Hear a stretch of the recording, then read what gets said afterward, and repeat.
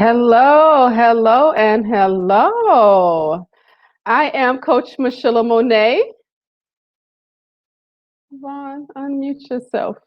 And I am Coach Vaun, the Love Alchemist, And welcome to his and her perspective, perspective. where we find common ground to harmonize relationships. And today we are going to talk about the father's worth. And you are in our premiere. Let's loosen this up a little bit. Y'all are in our premiere show of his and her perspective. This is something that's awesome that you all are witnessing right now. So we thank you so much for even being a part of this, right? So I need to first of all, let's talk about what's in your cup. What you got over there, Vaun? I am drinking yerba mate. This is Urban. yerba, Y-E-R-B-A, yerba mate. It's like a coffee substitute, a healthier alternative to coffee. So yerba mate. Okay, all right. Well, it sound all sophisticated and stuff. Yeah, well, I got it from there's a local tea shop here. It's called the Ashford Tea Company right here in Savannah. Nice little shop. It's like a tea version, tea drinkers version of Starbucks.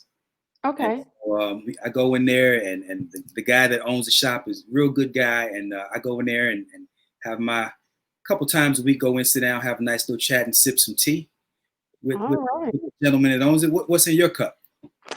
Man, you know me, I'm the coffee girl, right? So I am drinking a biscotti hazelnut. Now, this is the thing about me and this hazelnut. I have not liked hazelnut at all in my life because it reminds me of butterscotch. So I've been, I bought this real big box of coffee, variety of coffees, and I'm down to hazelnuts and I'm down to the breakfast blends. That's not a flavor. Why would they even put that in a flavored box? But they did. So yeah. But this one's not as good as the last ones I've been drinking. It's okay. It's a little boring, but it's coffee. Okay, well, I do drink coffee. I won't say that I'm just solely a tea guy, but typically I drink coffee for a pick me up, and that's about it. But since I found this yerba mate, the frequency that I drink coffee has gone way, way down. So Yeah. I've never been a tea person unless I'm sick. Then I'll drink the tea, because I have to, kind of like you put the ginger in the tea, the peppermint in the tea. But I'm gonna have to try that. When I come down to Savannah, I'm trying to get down there and get to that Old Harbor Inn over there. I heard that's a really nice spot, so I'm trying to get there. But have to get me some of that tea, see how it tastes. I take you to the tea shop, and right. help you see some. Have you been here before? I have not. Oh, I have not been to Savannah. I've been talking about going to Savannah, and then somebody told me it was haunted. So I was like, yeah, I'm not going. They do a lot of haunted tours, and they have some ghost tours, and they have a haunted house set up down here. So it is that vibe down here. They do cater to that a little bit, but I haven't experienced any haunting.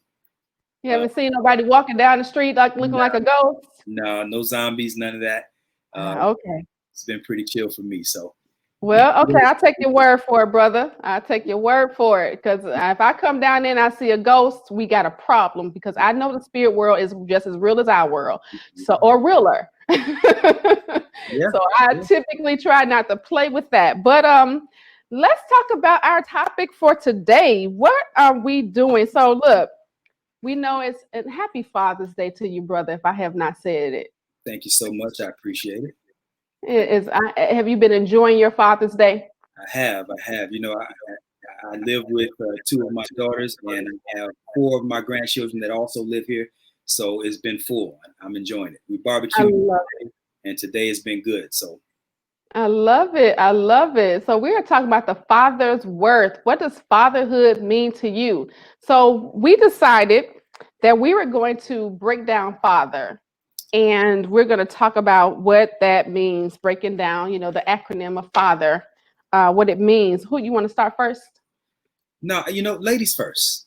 Ladies first. Yeah, I love the idea of first. So You're such a gentleman. See, this is I keep telling y'all, my friends are better than y'all's, and my co-host is better than y'all's. So, so the first one I have for F, I have family oriented. Like it. I like it. I like What it. do you got? I have fortitude. Fortitude. I love that. Yeah, fathers represent fortitude, and when I say fortitude, what I mean is mental and emotional strength in adversity. And Okay. as well as the world throws more than its fair share of adversity our way, so we have to have fortitude. Absolutely, you really do. And so so I mean, family oriented is really self-explanatory. My dad is very family oriented. I mean, when holidays come around, he wants everybody at his house. So it's like when we're there, he's like, it's not like an option; it's an expectation. When COVID is not here, everybody needs to be at Dad's house because that's who he is. He's family oriented. So that's where I felt that it. Okay, so you tell us about A. What you got for A? For A, I have available. Available. And not only physically, but also emotionally. Mm, mm. So let me ask you, how can he be there emotionally if if typically men are not emotional? Right. That's what they say. That's what they say, right? But the more we learn, the more we expand and stretch ourselves. And so, the thing about it is that there was a Time magazine article, and they did this story on fathers. And I took some notes here, so bear with me while I just want to read a little bit. It said, more than virtually any other factor, a biological father's presence in the family will determine a child's success and happiness.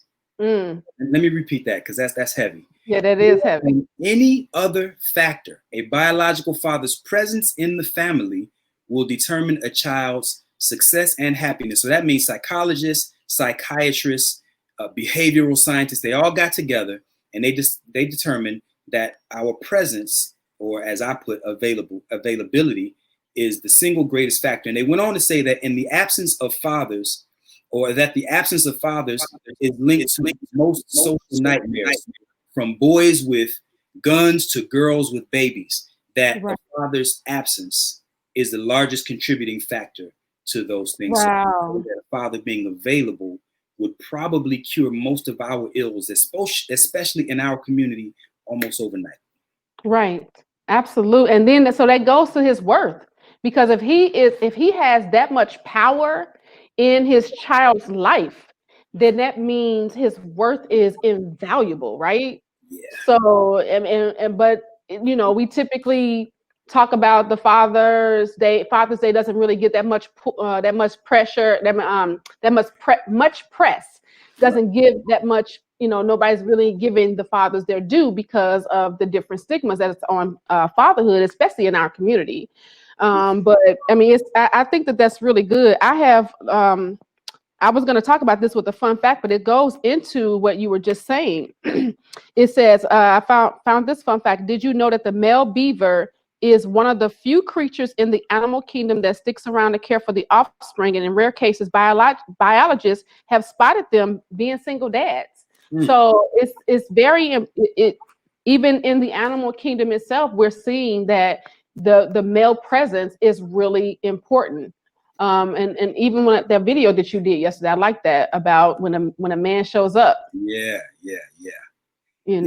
So to your point, when you asked me how are we there emotionally, and I think that just listening to or watching that video that I was referring to in the video that I made, just a little girl knowing that she can go and get her father if things get out of control. Yes. This older gentleman harassing her. And she said, you know what? I don't have to stay here and argue with you. I'm going to get my granddaddy. I'm going to get my daddy. And just like that, the whole narrative changed. And so his presence is an emotional pillar. That's good. That's good, because when even when I asked you that question about how is he emotionally supportive if he's not emotional, Mm. And when you just said emotional pillar, it doesn't mean that he has to become that. It means he's that to lean on in that. Yeah, yeah. That's And good. I do a lot of reading about stuff like this, and I've learned to. One of the things that I used to do is when I was a young father, and so I used to think that 4 children, and I used to think that one of course you want to govern by a very similar rule structure, but you can't treat every child the same because they're all very different personalities.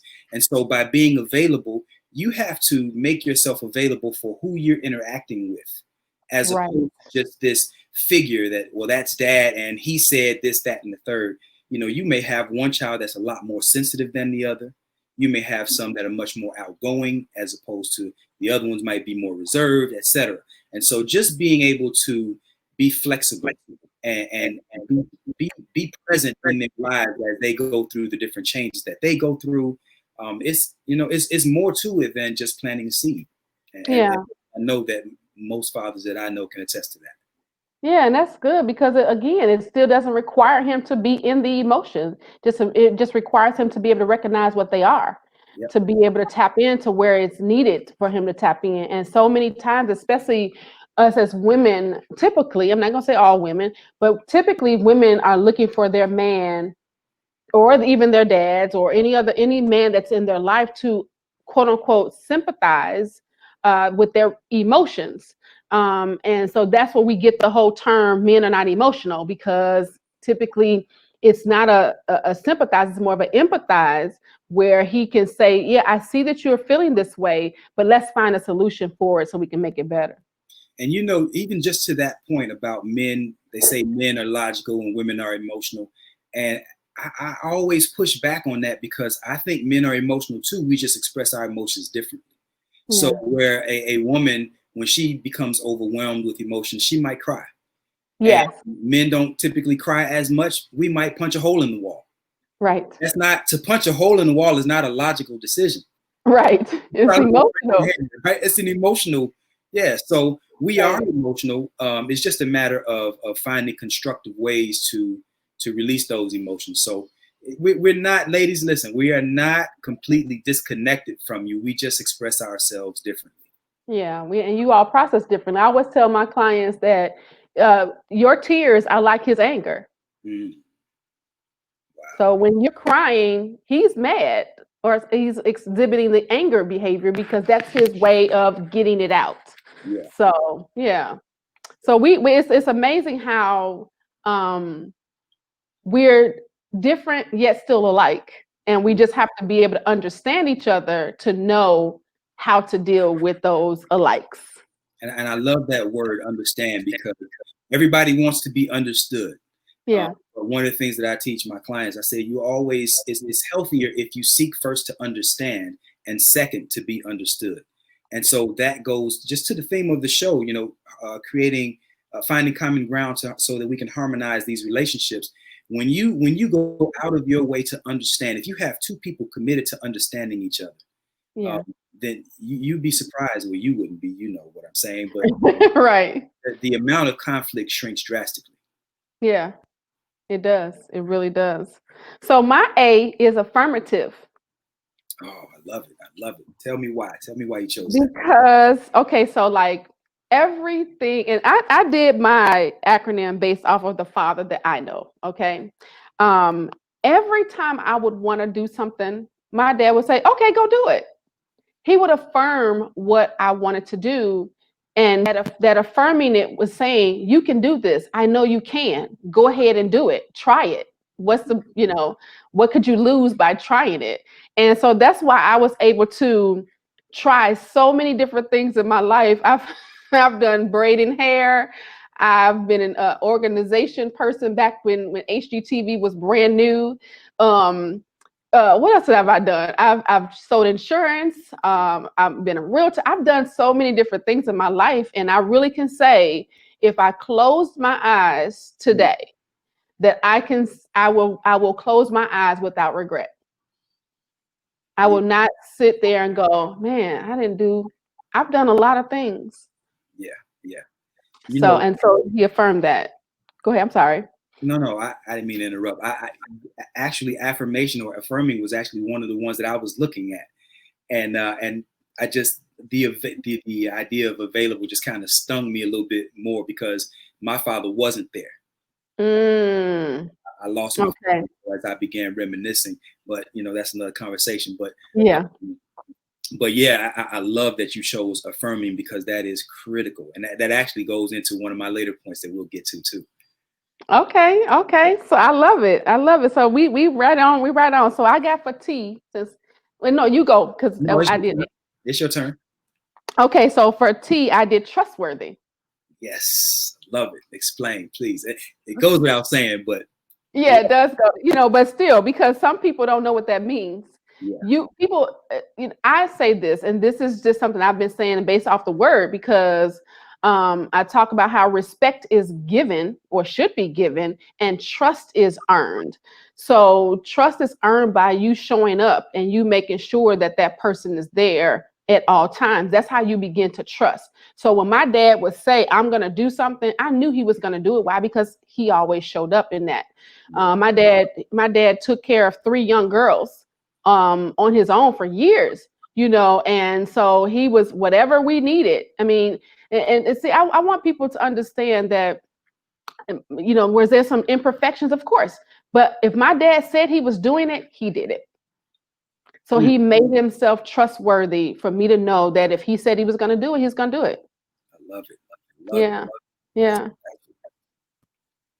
So Uh, what you got over there? What you got over there? so for T, I put teacher, Teacher. I love it. and it's amazing. I mean, fathers, we always think that we're bringing all this logic and information and knowledge to the table. We love teaching and showing and telling our children how it should be done. But amazingly, children are not always so great at doing what you tell them to do, but they are amazing at doing what they see you do. Yes. So oftentimes we find ourselves probably teaching more in our silence and just in our behavior than and unintentionally Mm-hmm. than we do when we're being purposeful in that teaching because they're watching you. Our, Yeah. our children are watching us and they are learning. They are learning immeasurably from just what they see us do and how they see us conduct ourselves. So Yeah. for T, I put teacher for that reason. Yeah, and that's good because if so, then that's why we, and I don't want to go too deep into that, but that's why we're having some issues in our communities because they're lacking the teacher. Yeah. So, but it's a good thing when he does show up. So, what you got for H? For H, I put honorable. Ah, there we go. Yeah, I knew we were going to Yeah. Yeah, and I was thinking about that scripture in the Bible where it says, honor thy mother and thy father. Yeah. And so we always want our children to respect us and to honor us. Right. Right. But all of the heavy lifting shouldn't be done by the children. So you have to present to them an honorable figure Mm-hmm. so Yeah. that they can find a relative ease in honoring you. Yeah. So Yeah. that's what mine was on that. So Yes. My dad has always been a stand-up guy. I call him a big guy. He's always been stand-up. Um, has he been perfect? No, but as far as I'm concerned, he's been stand-up. When you take care, like I said, I remember him doing my hair when I was a kid. I remember him making ponytails. I find him to be honorable. I've always honored him, and I make sure that I don't just do it on Father's Day. you know that's the first love that I had. you know that's right. That's right. so yeah, good stuff. I knew we were going to agree on something back there around there coming together. Yeah. So I got for E, I have encouraging. Me too. Okay, Yeah. all right. That's why when you were saying earlier when you talked about him, what letter was that? I think it was A. Yeah. Affirm. Mm-hmm. Yep. Go ahead. I'm Yeah, listening. he's always encouraging. He's always and that's the thing. So like he encourages to just be who I am. It's so funny now, especially I'm almost 50 years old, right? So like now I get a kick out of telling my father the things I did when I was a kid. So when I'm telling him those things, and it's funny because even in that he go, oh yeah, you know, you've always been my kid that are just, you know, you do what you do. And so Yeah, you yeah, would think that I would be getting scorned, right. scolded or something. But he still, even in that, is like, you know, you've always been that kid of mine that just goes after what you want. You want you to be to your own drum, huh? Right. And I've always been that one. So it's even in me being scolded, he encouraged. So Yeah, that's what's up. I put encouragement for the same, many of the same reasons. I just think back to when my son was playing high school football. And on the one hand, when it's not during a game or when it's not during practice, we're in the backyard or whatever, and I'm instructing them and I'm teaching them, and I'm telling them how to hit. We're giving them all these different ideas and instructions. We're trying to impart all this information into them. And then on the other side of that, though, you have to be their biggest cheerleader. you do. And so when he would be running for a touchdown, I'm running right down the sideline along with him. I You love know, it. I go love boy, it. go. You can So, do this. yeah. So encouragement. I'm glad that's another one we touched down We on. So agree on. Right. We agree on. All right. What you got for R? for R, I put respectful. Okay. I love it. And so what I was thinking in that one is that, of course, we always want to be respected, but it's also important to be respectful of who they are, Mm-hmm. because so many of us are concerned as parents with um, our children becoming who and what we want them to be. Right. But I think parenting is just as much about pulling out of them who they're designed to be, and that Mm-hmm. and that you have to have a healthy respect for who they are innately on an Right. level. And so, for that reason, I'm respectful. Right. I love it. I have reliable. Mm-hmm. Same thing for the being trustworthy, being reliable, always been there. You know, again, I knew he was gonna be there, and he's like that with most people that he is in relationship with. That's just who he is. So yeah, most of and because I've was basically raised by my dad. There are women. My father's been married for the last almost 21 years to his current wife, but he's been very reliable in everything that he's done. So I'm really grateful for that. Yeah, yeah. I wish I had the opportunity to say the same, but just kind of Right. back to my father was killed when I was 11. I'm sorry to hear that. Yeah. And so a lot of this fatherhood and manhood stuff, I kind of, my grandfather was there, but there's such a generation disconnect or generation gap, I should say, and Yeah. that gap creates, in many ways, it creates a disconnect. And Right. so, a lot of things you had to learn on the fly, learn while in real time. So Right. I became a father at 17 when my daughter was born, Okay. and so Okay. still a child myself and trying to learn how to be a father and all of that. Yeah, Right. Right. I love it. I yeah. love it. I love it. I love it. Well, we always seem we done got the whole father down, talked about what that means to us, and we've agreed on some things and taught each other some things. So I love that. So listen, let's talk about. Let me say let me give you this fun fact. Did you know that it took over 64 years for Father's Day to be established after Mother's Day? I did not know that. Mother's Day was established in 1912. I think Mm, that's the number. For some reason, I didn't write that number down. Oh, wait a minute. Oh, I'm sorry. Yeah, 19. Oh man, I got the messed up. I typed the wrong thing, but it was 64 years. It wow. was 64 years between Mother's Day being established and Father's Day being established. And then even after the 64 years, um, it still took a couple more years before the president actually made it a national holiday. Took That's like three amazing. or four more years. Isn't that something? Yeah. Would you Yeah. give me any reasons? Was there opposition, or did people just not care about it? What was They just didn't They just didn't think that the father was needed to be um needed to be recognized. Mm. And that's why we Yeah. get socks. That's why y'all get socks. That's why Speaking of that, what do you think? Come on, let's talk about this whole gift thing, right? okay. Because I'm sorry that y'all just keep getting socks and ties, especially the ugly ties with the lights and the plugging it in. Really? You talking about my tie? Is my tie ugly? Is that No, your tie is great. I'm talking about why do people give these joke gifts to the dads? yeah, I think that there has been a consistent undervaluing of fathers, and I don't think it's accidental. And I don't want to go into the conspiracy theory and tinfoil hat and all that, but I don't think it's an accident though that Yeah, I don't either. that fatherhood has been undervalued and the idea has been marginalized. But and even you hear so many women even nowadays saying I don't need a man.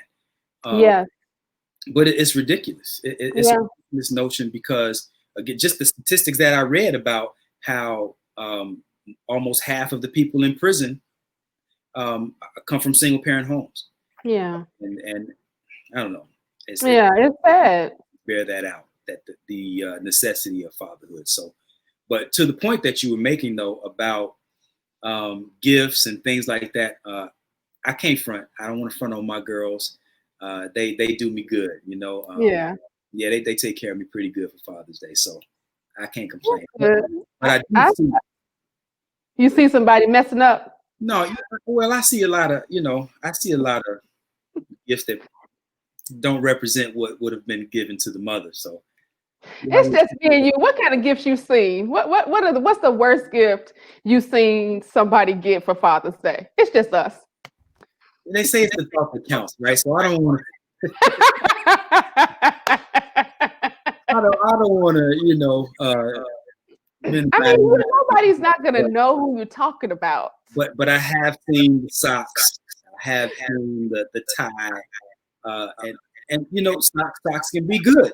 Some nice socks out there and some nice ties out there. But come on, man, do better than the Walmart socks. Don't Yeah.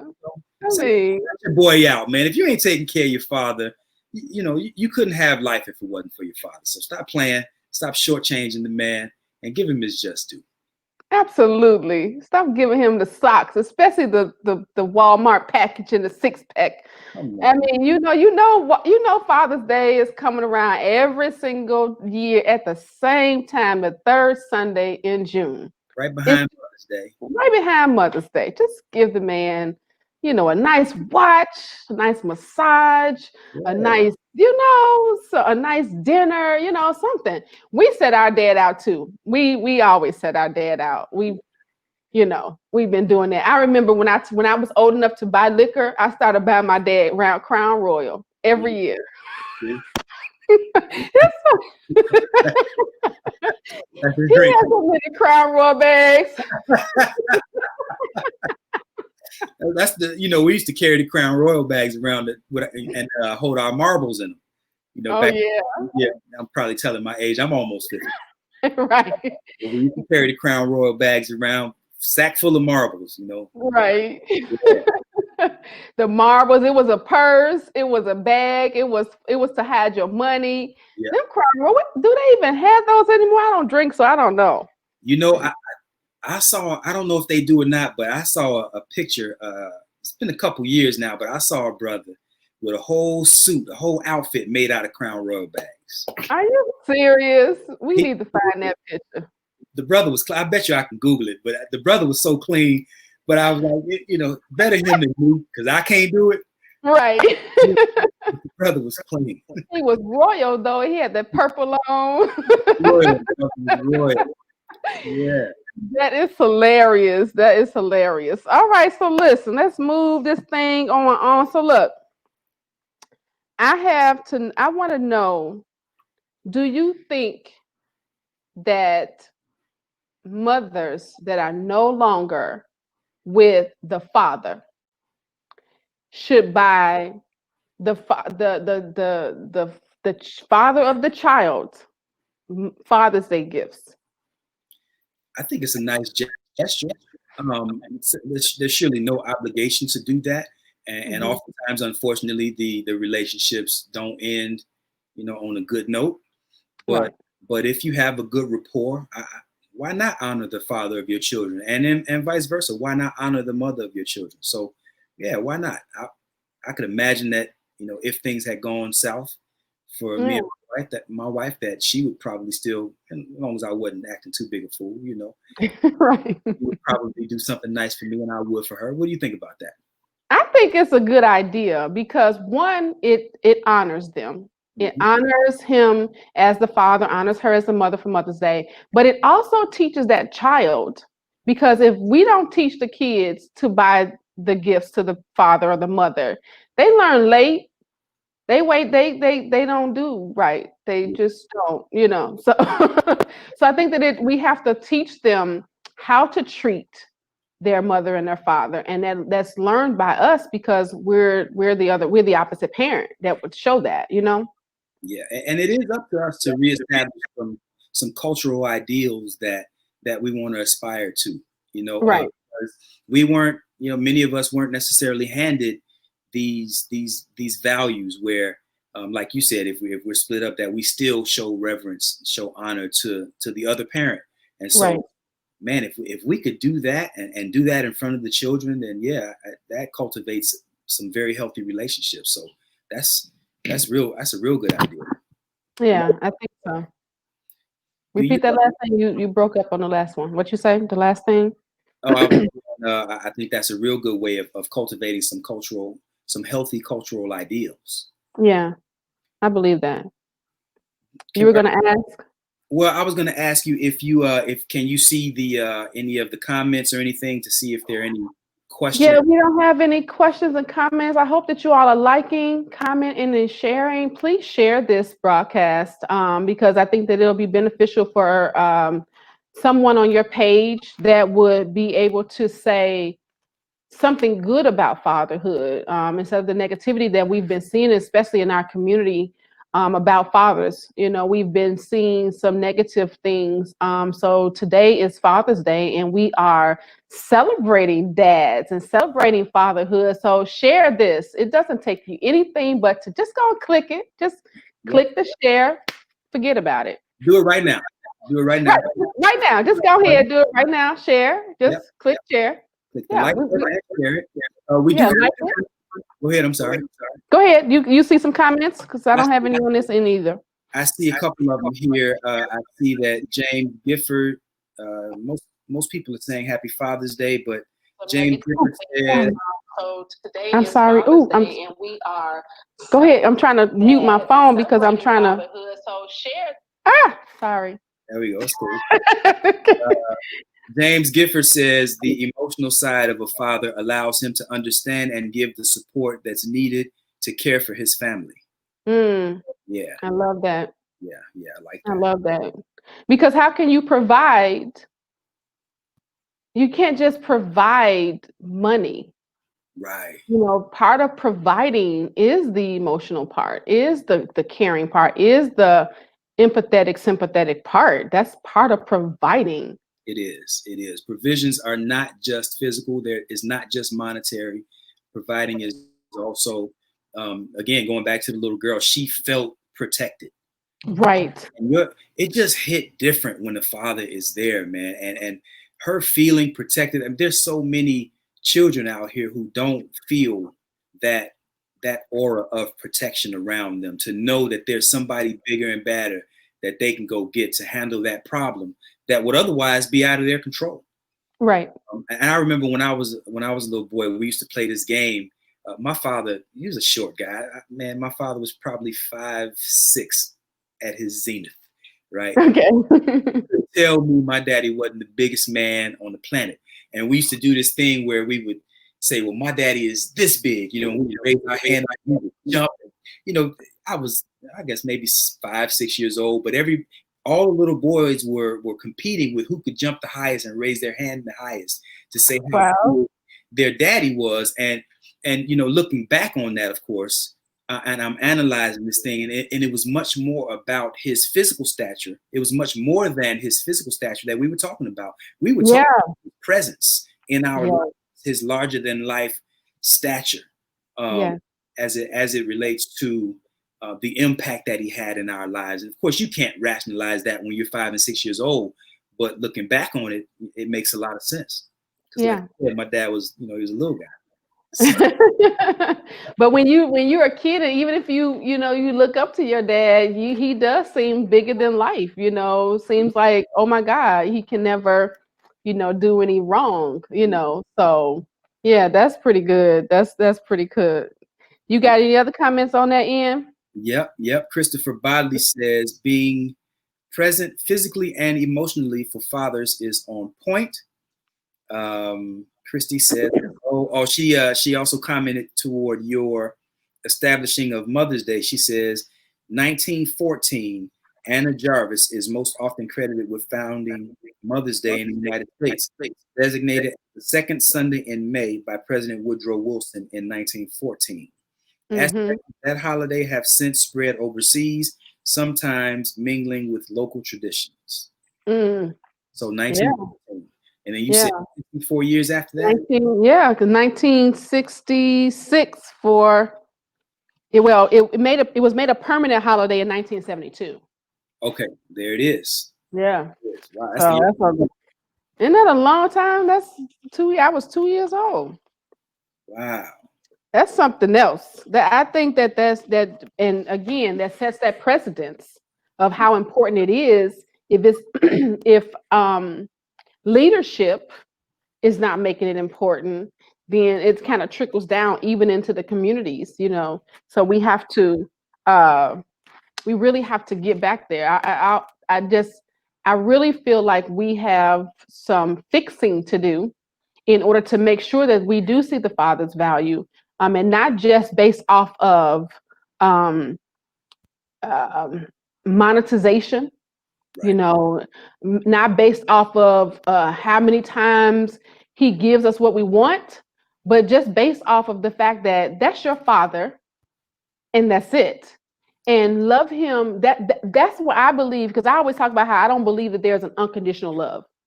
I think that humans are incapable of that when it comes to romantic relationships. And I simply think that way because I don't think that we forget. We can, but we don't. I don't think that we can lay down those expectations.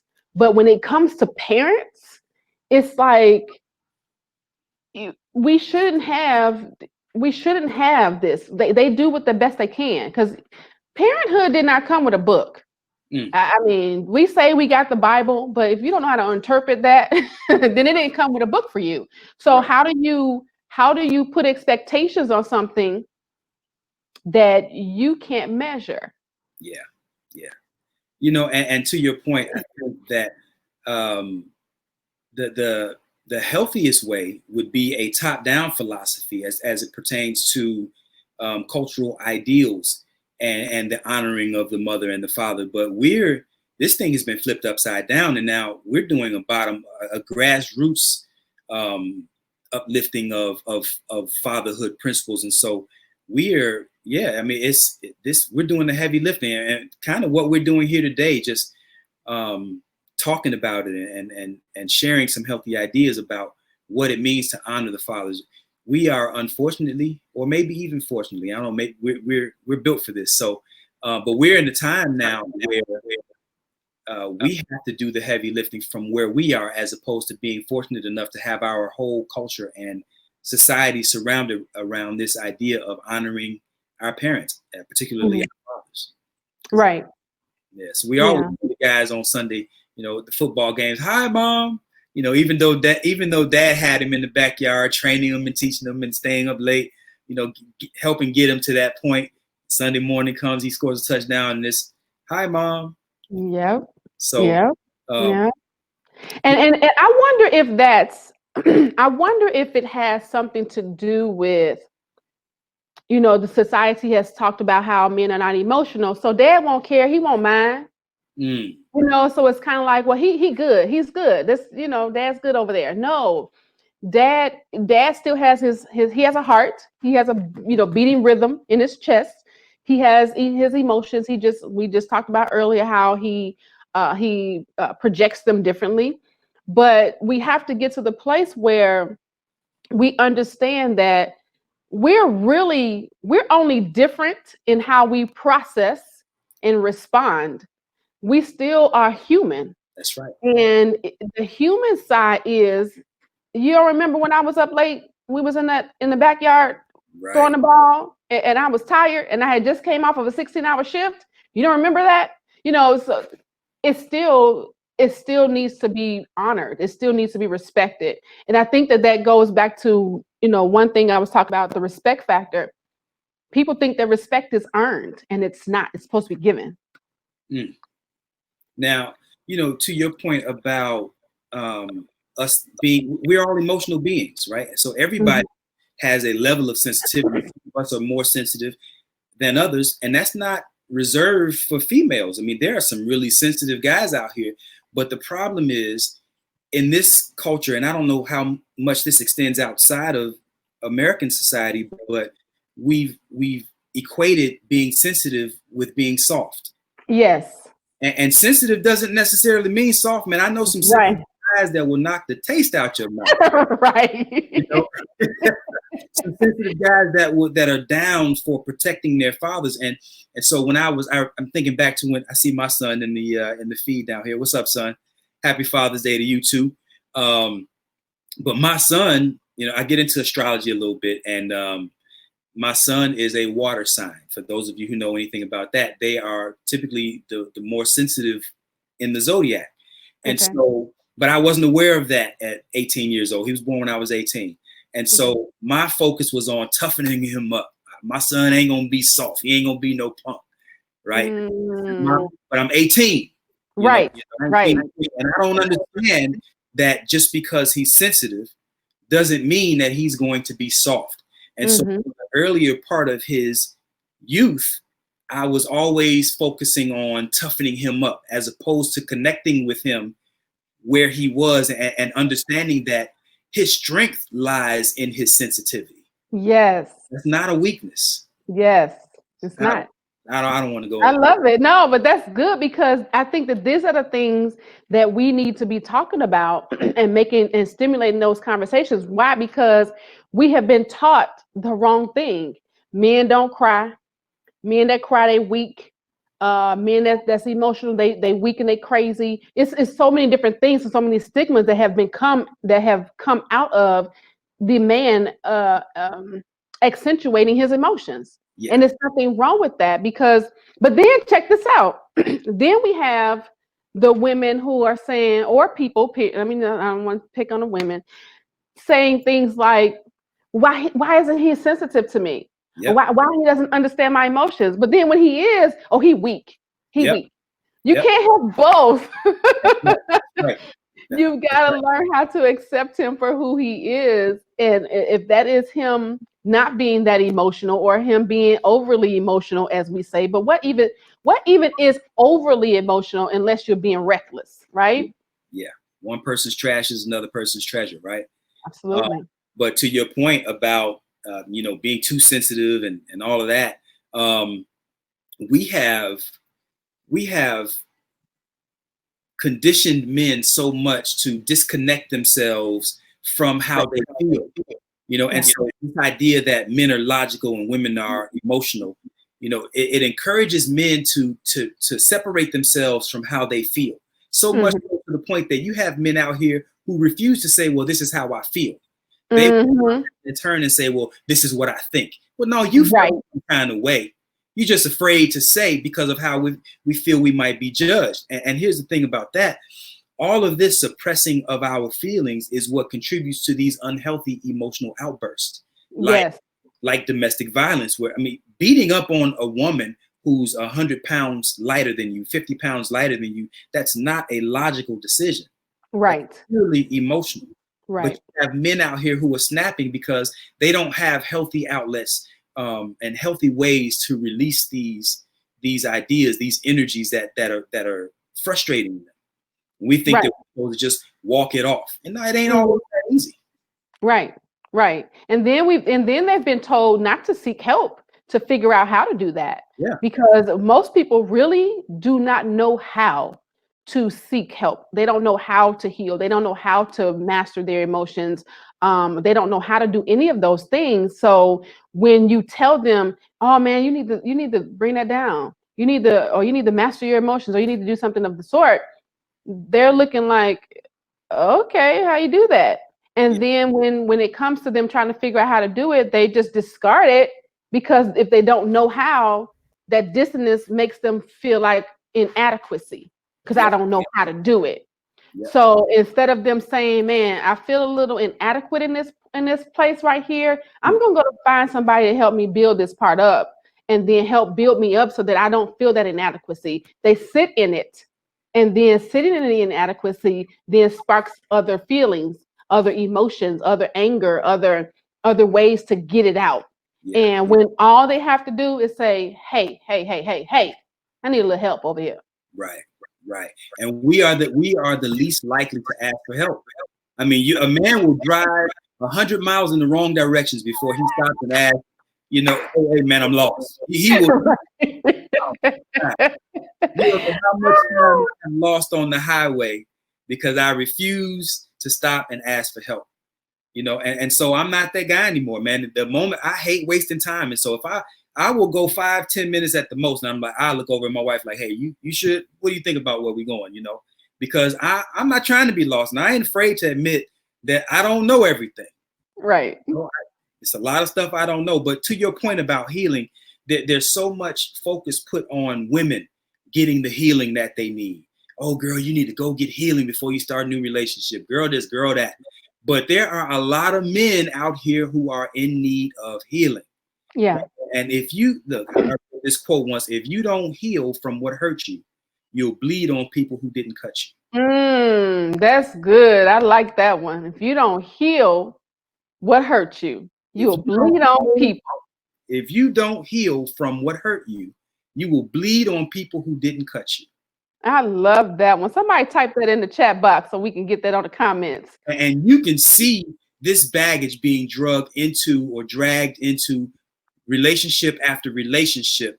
And it ain't just women that bring baggage into these relationships. People are always putting it on women, but men have a lot of baggage too. I know guys who, because of the relationship the previous relationship, and maybe even the relationship that they had with their mother, they have the inability to trust women.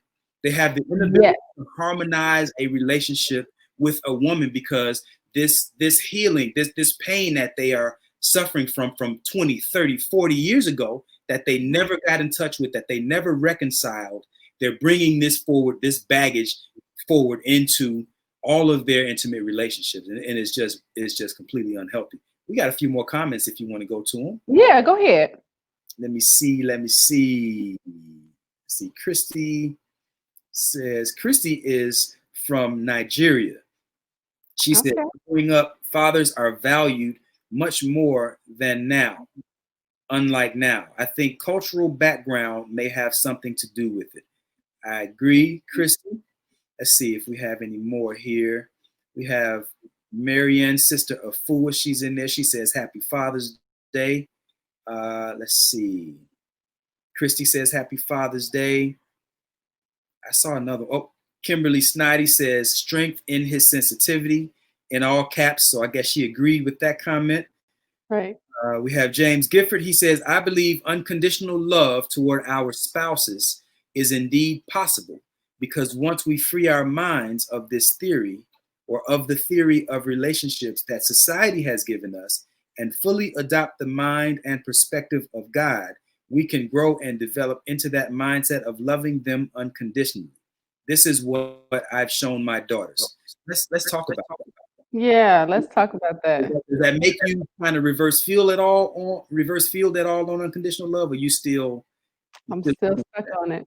And I'm stuck there simply because we have the intentions to unconditionally love.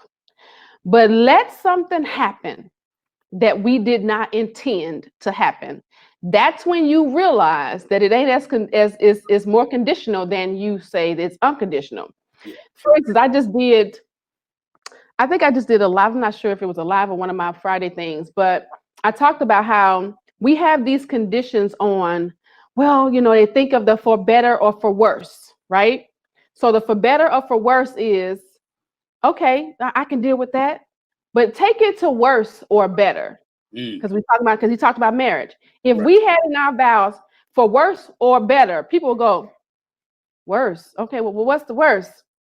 Yeah, see, and we have these lifetime views of what the worst is. The lifetime view is well, if he ever got into a really bad accident or she ever got into a really bad accident and they were paralyzed, I would care for them. I would take good care of my husband or my wife and everything else. Or if they had the worst being, they got old and they just turned gray. Oh, I'm gonna be with you to death do us part, because if you turn gray, baby, I'm gonna still love you. Right. But then if you say that the worst is, oh, he lost his job. Oh my goodness. Oh, I got you, baby. We gonna make this work.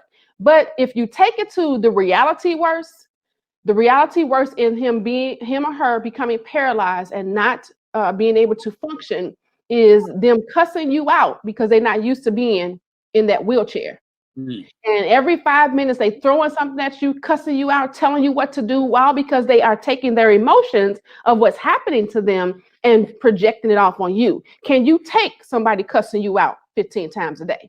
Can you take somebody throwing something at you because they're angry about their circumstance? Can you take the person that you was with all this time and you work out, but then she stopped? So now she gained 20 pounds after the 2.5 kids. Right. And because most men are more disciplined than women, I have to say. So he's working out every day. He still got that muscle. He's 50 years old, but he's looking good. And he looking at her like, you ain't gonna go to the gym. Right. Are your eyes gonna start wondering? Is that worse gonna be if he gets old and now he becomes senile? And now that instead of just that gray, it's his senility. He's become mean. It's a lot of different things that we don't think of the worst. Right. So that's why I think that, because you can't be conditional or unconditional and then one thing come up and you go, well, you either are or you're not. That's right. Ain't no middle, ain't no neutral. None. Yeah, I'm with you on that. I don't, this is why my book is called The Conditions of Love. Because I think in an ideal scenario, and I've heard people articulate this and be philosophical with it and articulate all these ways about how it should be unconditional and how it could be unconditional. I have not seen an unconditional love yet in my life. The closest thing I've seen to unconditional love is what you see from parents toward their children, especially mothers toward their children. Yeah. Fathers aren't quite wired, that maternity thing is you guys extra gear. But I don't know. I just haven't seen it. I guess it's possible, but the way it's possible, I guess, right? I guess. But I've never seen it. I say, if you love me, don't ask me to love you unconditionally. Right. That puts too much pressure, right? Too much pressure, man. Pressure busts pipes. It create diamonds too, but it'll probably bust a pipe before it create a diamond. Right. I can love my wife. I can imagine myself loving my wife through all kinds of circumstances. And I think I love my wife as much as a man could humanly possible, I believe. Right. But I don't believe, I don't love her unconditionally. I can tell you that right now. If she start running around on me and burning up all my little money that I make, it's going to turn sour real quick. And that's what unconditional means. It means no matter what I do to you. That's right. No matter what, you still going to love me. I can promise you I'm not loving you through that. So dear wife of mine, as much as I love you, pay attention to this video. Corner from here going forward, you burn things up when Right. Yeah, y'all been in it 30 years. Ain't nothing happening. Ain't nobody going nowhere. Not at all. Yeah. What else we got over there? James says, oh, no, wait a minute, we got a bunch of laughter in there. I guess they think that's funny. Marion, Sister Afua says, replay, good convo. Derek says, this is good stuff, beloved. Desiree says, if you don't heal from what hurt you, you'll bleed on people who didn't cut you. She just echoed that. Greetings from Vaun, that's my son, and my wife is laughing too. So I don't see, if you guys have any questions or comments, please don't hesitate to drop them in the comment section. I think this is a good dialogue, good healthy dialogue. James, he comes back, he says, God loves us unconditionally, even though we disrespect him. Many of us leave, but his love still remains. We are capable of the same thing. I've been completely hit hard by loved ones, but my support is still there. Unconditionally, love does not mean putting up with nonsense. Okay. But God does, because that's what unconditional is for him.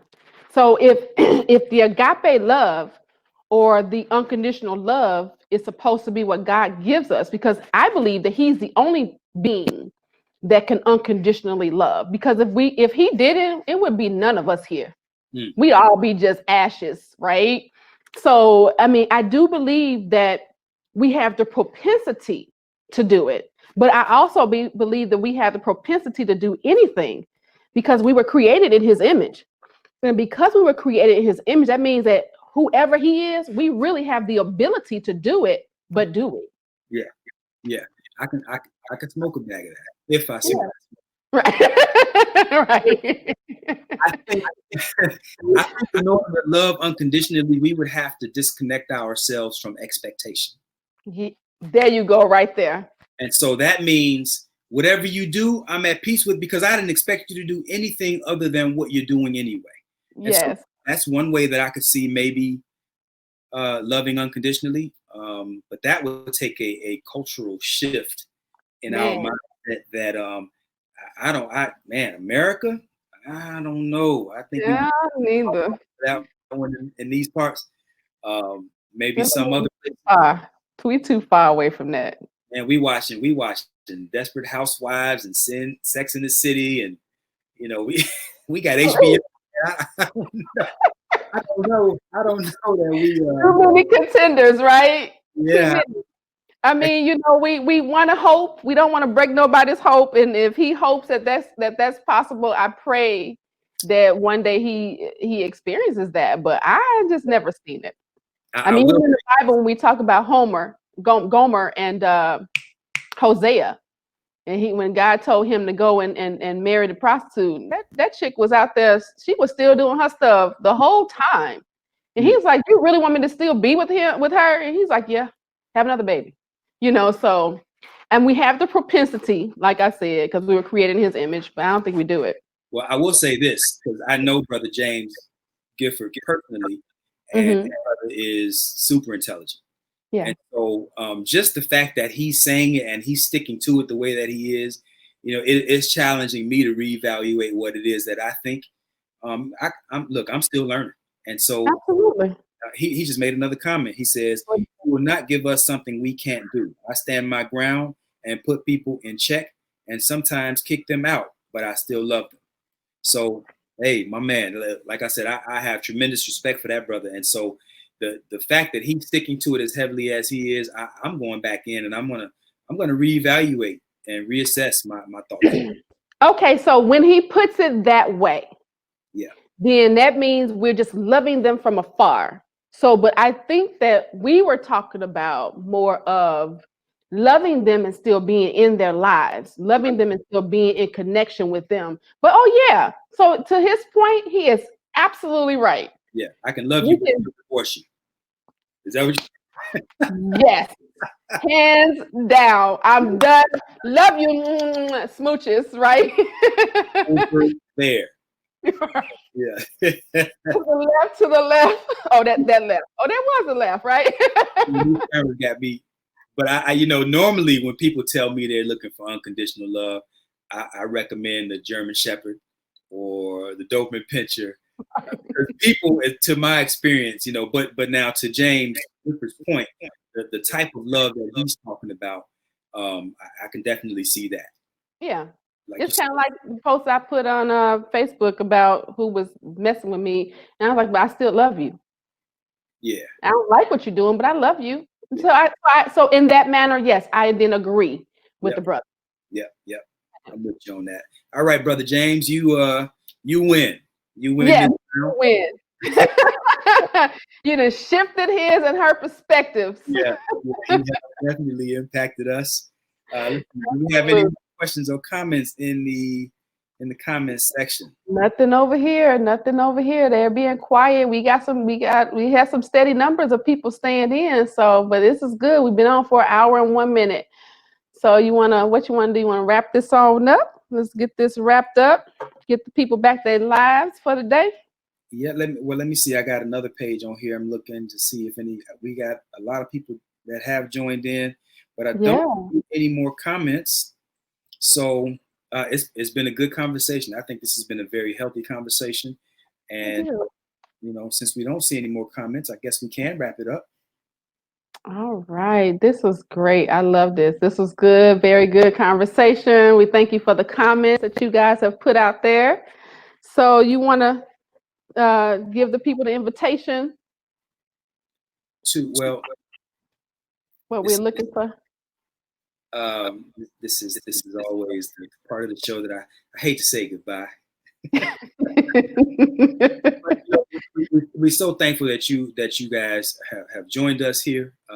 You could have been anywhere else in the world, but you chose to spend your precious time with us, and for that we are eternally thankful. We invite you to first, like we said, click the like button. Please share, because we're going to be doing this every Sunday at 5 p.m. Same bat time, same bat channel. So what else? What am I missing? Hey, do you all have something that you want us to discuss, that you want his and her perspective on? Drop that in the comment section. We will be dropping the email address for the next time, but right now, drop it in the comment section. We will be going back and reading all the comments that you all put in. So we want to know, we want to make sure that when we are presenting and talking about his and her perspective, that we're talking about content that you really want us to be talking about, not just because we sat behind and have a meeting and we came up with some stuff. We want to see what you want to talk about. So tell us what you would like us to hear, what you would like to hear. If you are a small business owner and you want to be a sponsor for his and her perspective, we're looking for those. We're looking for people that we can shout out to, because we're definitely up for the especially Black-owned businesses. Let us know if you want us to just test out your tea, test out your coffee, test out your product, talk about your product, whatever. If you think that you have let me go back to our little if you have a great relationship story or a relationship product, or you want to be featured, or you believe that there's something that we should highlight, make sure that you comment below, because we really want to hear from you. This is not just us talking at you. We want to engage with you and talk to you about the best things so that we can get the content get the content out that you want us to talk about. Yes, absolutely. I see just a few more comments. People Come are on. telling us. Christy says, great job, both of you. Cheryl Lewis, that is my beautiful mother. She says, very good conversation. Thank you for sharing. This has been, I think it's been a great premiere, a great day one, and I think Yeah. it's going to get better from here. Absolutely, absolutely. Look for our commercial that's going to be coming soon, so we can tell you a little bit about who we are and why you should be listening to us, because we are not just coach. Vaun, the Love Alchemist, that tells a lot, right? I mean, all that science and all that mixing up and all that love stuff. This man is a great man to know, right? So we're going to talk about who we are and why we feel like we have the authority to talk to you about his and her perspective. Look for that in the week to come, and we're going to show you more about that. So Now, see, Coach Michelamonè, did I say it right? you Michelamonè. did. You did. And she is being modest because she has a wealth of experience and knowledge. I would like to say that she is equally gifted at the very least.